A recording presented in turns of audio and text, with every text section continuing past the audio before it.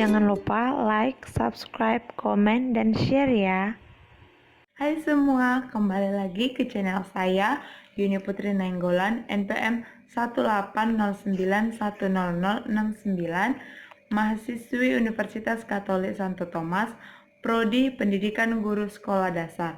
Baiklah, saat ini saya akan membagikan video pengajaran puisi di kelas tinggi, tepatnya di kelas 4. Saya mengambil tema 6, yaitu cita-cita, dan subtema 1, aku dan cita-citaku di semester 2. Dan video kali ini tertuju pada mata kuliah pengembangan bahan ajar dan media bahasa Indonesia di sekolah dasar dengan dosen pengampu Ibu Juliana SPD. Di video ini saya akan membahas mengenai puisi, yaitu mengenai pengertian puisi, ciri-ciri puisi, unsur puisi, bahasa dalam puisi, 5 poin dalam membaca puisi, dan contoh membaca puisi.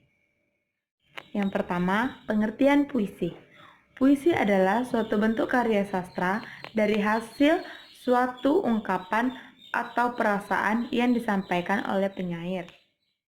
Yang kedua adalah ciri-ciri puisi, terdiri dari baris dan bait, di mana baris adalah kumpulan kata-kata dan bait adalah kumpulan baris yang biasanya dipisahkan oleh paragraf atau garis baru. Yang ketiga adalah unsur puisi, yaitu tema, rima, diksi, dan topografi, di mana rima ini adalah biasa terdapat pada puisi lama seperti pantun dan sering bersabjak AB-AB.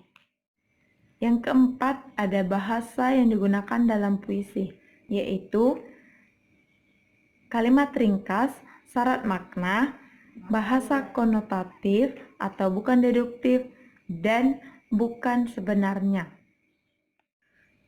5 poin dalam membaca puisi. Yang pertama, artikulasi atau intonasi, di mana artikulasi adalah penegasan kata yang jelas, sedangkan intonasi adalah dinamika atau tekanan pada kalimat.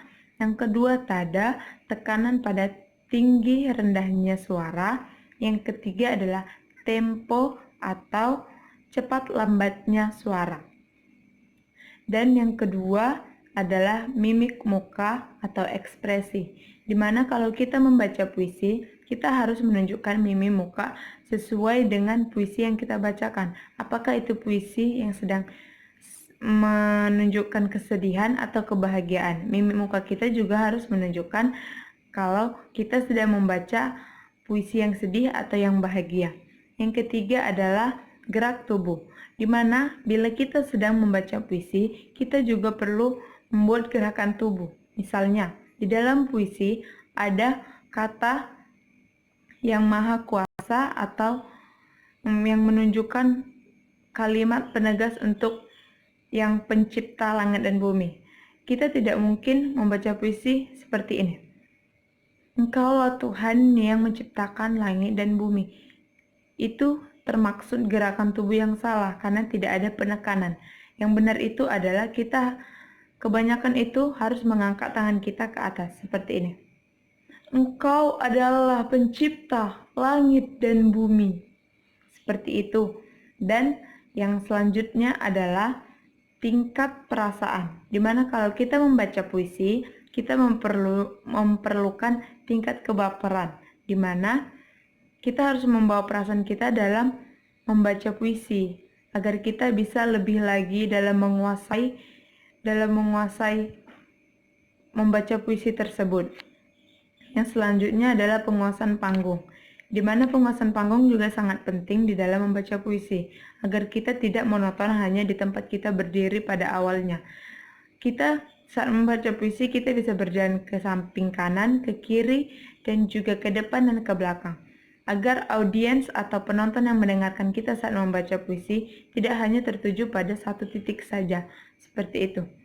Dan yang selanjutnya saya akan mencontohkan membaca puisi. Ibu, engkau manusia yang paling berjasa di dalam hidupku. Engkau manusia berhati malaikat bagiku. Engkau bakal tetap tersedia di hatiku. Berkah semua ketulusanmu, cintaku padamu menduduki urutan kedua setelah cintaku kepada Tuhanku. Cintaku kepadamu tak bakal pernah pudar. Cintaku kepadamu akanlah sejati.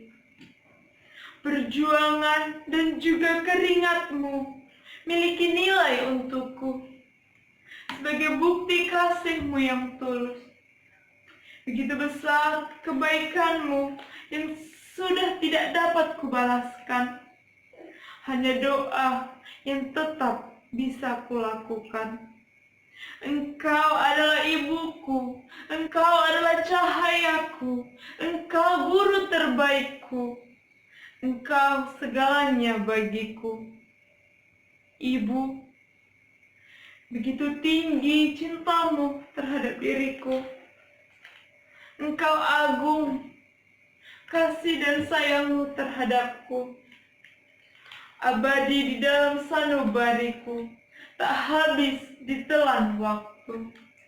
Ibu, terima kasih atas semua yang telah kau berikan bagiku. Karena cuman inilah yang dapat kulakukan dan dapat kupersembahkan. Sekali lagi, terima kasih, Ibu.